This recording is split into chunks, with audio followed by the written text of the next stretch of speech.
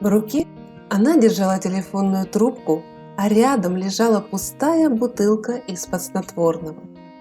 В ночь на 5 августа 1962 года в городе Брентвуд, штат Калифорния, оборвалась жизнь 36-летней Мэрилин Монро.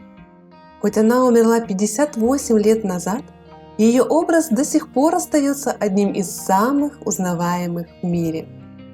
Мэрилин Монро – замечательная американская актриса, певица, модель, покорившая весь мир своей необыкновенной прелестью и сияющей красотой.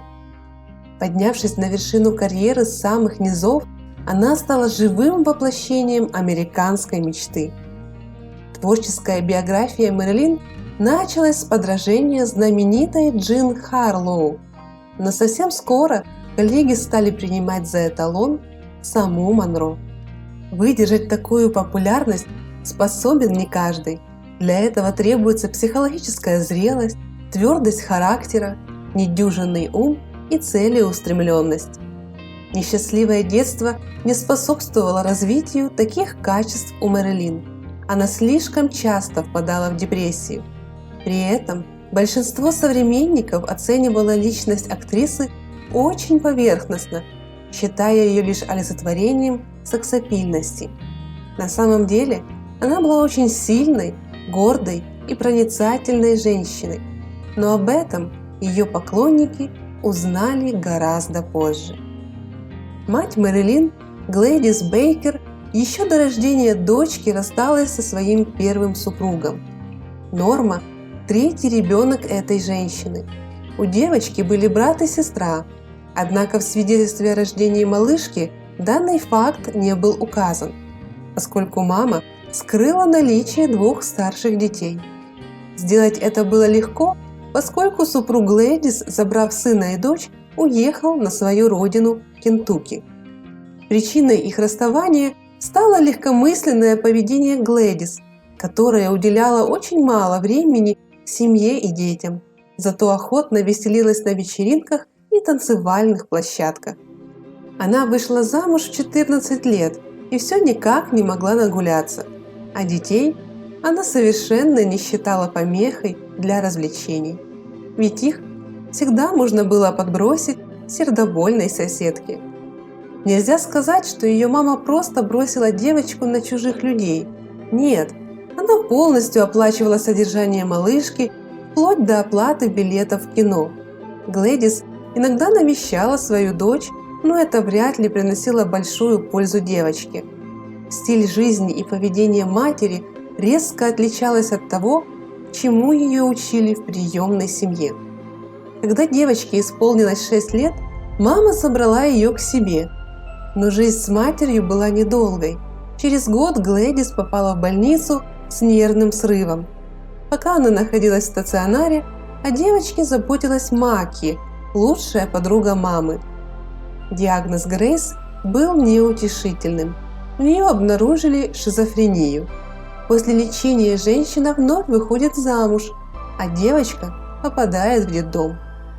Конечно, это была вынужденная мера, супруги с трудом обеспечивали самих себя, ведь это был период Великой депрессии. Мэрилин 11 раз удочеряли, однако каждый раз возвращали обратно. Все это серьезно сказалось на становлении личности девочки. Норма Джин Мартенсон Бейкер в августе 1946 года заключила контракт с киностудией «20-е столетие Fox», куда ее брали статисткой. По условию договора она должна была осветлить волосы и взять псевдоним. В своей автобиографии Монро писала, что ей сказали, что она как-то связана с президентом Джеймсом Монро, но не было найдено никаких доказательств, подтверждающих это.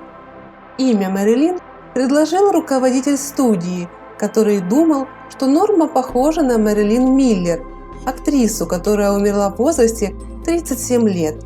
Что интересно, самой Монро было 36 лет, когда она умерла. Первый брак Нормы Джин Бейкер был договорным. 15-летняя Бейкер жила с подругой Грейс Годдард.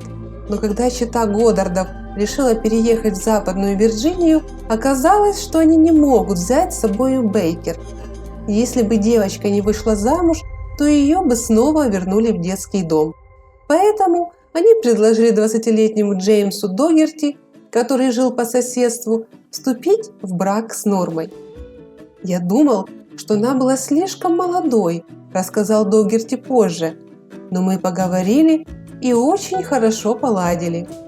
Они поженились всего через 18 дней после того, как Норме исполнилось 16 лет. Трумэн Капоте хотел, чтобы Монро сыграла в «Завтраке у Тиффани». Монро была приглашена на главную роль в экранизации его романа «Завтрак у Тиффани», утверждая, что она идеально подходила на эту роль. В конце концов, Мэрилин отказалась. Ее отговорила Пола Страсберг, которая считала, что Мэрилин не стоит играть подобную роль. В любом случае, Капоте был не в восторге от Одри Хепберн, которую выбрала студия.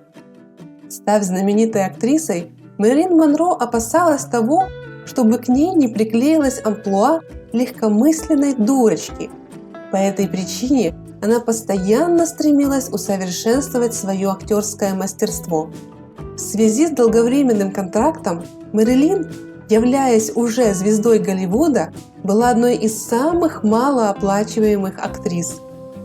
Знаете ли вы, что именно Монро была первой девушкой, изображенной на обложке журнала Playboy? За фотосъемку ей заплатили всего $50. Несмотря на то, что Мэрилин Монро украсила обложку самого культового мужского журнала, его экстравагантный основатель Хью Хефнер никогда не встречался с ней лично, о чем сильно сожалеет. Коллекция книг Монро была чрезвычайно впечатляющей. На момент смерти ей принадлежало более 400 томов, в том числе несколько уникальных первых изданий различных книг. Среди многих тысяч своих фотографий актриса особенно любила те, на которых она была изображена читающей. Интересен факт, что Мэрилин так и не удалось окончить даже школу. Актриса часто скандалила с кинорежиссерами, поскольку постоянно опаздывала на съемки, забывала реплики и плохо учила сценарий. Порой требовалось 20-40 дублей, чтобы снять эпизод. В последний день съемок фильма «Неприкаянные» актер Кларк Гейбл заявил: «Господи Иисусе, я счастлив, что этот фильм наконец-то доснят. Монро довела меня до сердечного приступа». На следующий день Кларк Гейбл получил инфаркт миокарда и спустя 11 дней скончался. Если верить агенту Мэрилин Монро, то девушка неоднократно прибегала к пластической хирургии. В частности, она изменяла форму подбородка и носа. 3 года у нее была парафиновая грудь, поскольку силикон тогда еще не ставили. Ее фирменная сексуальная манера говорить с придыханием являлась следствием детского заикания. Логопед приучил Норму хрипло говорить, чтобы преодолеть эту проблему. Незадолго до смерти актрисы, в 1962 году, на съемках ее последнего фильма «Что-то должно случиться» детский недуг неожиданно вернулся, и из-за заикания актрису уволили с ленты. За свою жизнь девушка трижды состояла в браке. Хотя их роман стал печально известен, Монро была замужем за вторым мужем, известным бейсболистом Джо Димаджио, всего 274 дня. Как оказалось впоследствии, Димаджио безумно ревновал актрису и часто поднимал на нее руку. Хотя многие причины способствовали их разводу, считалось, что последней каплей стала знаменитая сцена метро в 7-летнем Зуде с взмывающим вверх подолом белого платья Мэрилин. Сцену снимали перед большой толпой журналистов и зевак, и Димаджио рассердился из-за этого. Вскоре после этого Монро подала на развод по причине психологической жестокости. А самым ироничным было то, что сцену признали непригодной из-за шума толпы, и ее пришлось переснимать в закрытой студии. Димаджио продолжал оставаться рядом с Мэрилин и всегда помогал ей. Незадолго до ее смерти Димаджо говорил друзьям, что они собираются снова пожениться. Когда Мэрилин умерла, он организовал ее похороны, не пустив на них почти никого. Димаджо обещал, что если он переживет Мэрилин, то будет каждую неделю приносить на ее могилу цветы. Мужчина сдержал свое обещание, посещая могилу экс-супруги в течение 20 лет, вплоть до своей кончины. Самым длительным браком Мэрилин Монро можно считать отношения с популярным драматургом того времени и затребованным голливудским сценаристом Артуром Миллером. Чтобы стать его супругой, голливудская звезда согласилась перейти в иудаизм. Они познакомились еще в 1950 году и вновь встретились в 1955. К тому времени оба уже были разведены, от прежнего брака у Миллера было 2 детей. Известно, что Монро всегда мечтала об умном мужчине, который смог бы заполнить ее пробел в образовании и стать наставником по жизни. Артур Миллер работал в своей спальне, а она пила шампанское и часами слушала пластинки Фрэнка Синатры. В результате этого актриса впала в состояние глубокой депрессии. Фильмы с ее участием обходились продюсерам все дороже, поскольку Мэрилин стала хронически опаздывать на съемки или вообще срывать их, не появляясь на площадке. Страдая от бессонницы, Мэрилин стала употреблять огромное количество сильнодействующих успокоительных препаратов. Миллер несколько раз спас ее от смерти, не дав ей отравиться этими препаратами из-за случайной передозировки. Когда Мэрилин Монро хотелось прогуляться по улицам, оставаясь незамеченной для окружавших ее людей, она надевала черный парик.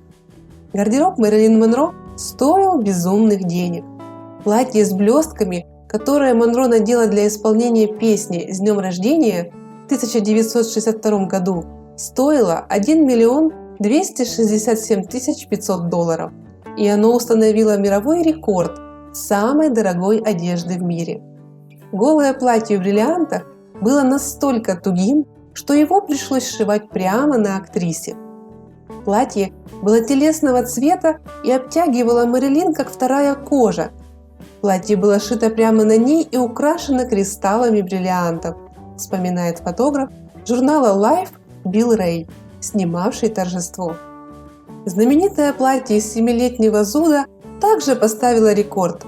Его продали в 2011 году за $4 600 000. Согласно официальной версии, Мэрилин совершила суицид. Однако, так ли это было в действительности, сказать сложно.